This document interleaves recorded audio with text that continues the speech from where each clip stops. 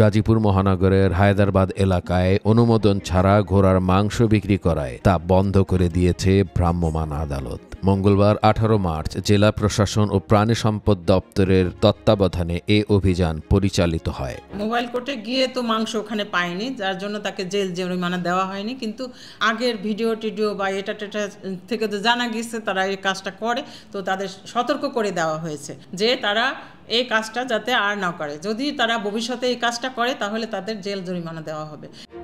জানা গেছে, প্রাণী জবাইয়ের জন্য ভেটেরিনারি সার্জনের অনুমোদন না থাকায় মোবাইল কোর্ট পরিচালনা করা হয়। অভিযানের নেতৃত্ব দেন গাজীপুরের সহকারী কমিশন ও এক্সিকিউটিভ ম্যাজিস্ট্রেট জনাব জালাল উদ্দিন এবং গাজীপুর সদর উপজেলার প্রাণী সম্পদ কর্মকর্তা ডক্টর মোহাম্মদ শাহিন মিয়া। ঘোড়া জবাই করতে হলে সেটা ফিটনেস সার্টিফিকেট নিতে হয়, ভেটেরিনারি সার্জন বারবার যে কোনো ভেটেরিনারিয়ান দিয়ে ফিটনেস সার্টিফিকেট নিতে হয়।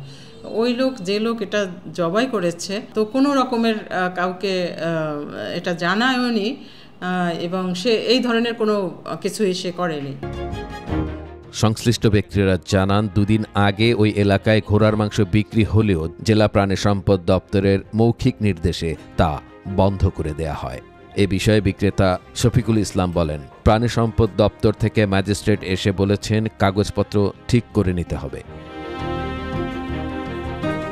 এ ঘটনার সম্পর্কে জেলা প্রশাসন ও জেলা প্রাণী সম্পদ দপ্তর নিবিড় নজরদারি করছে বলে জানা গেছে।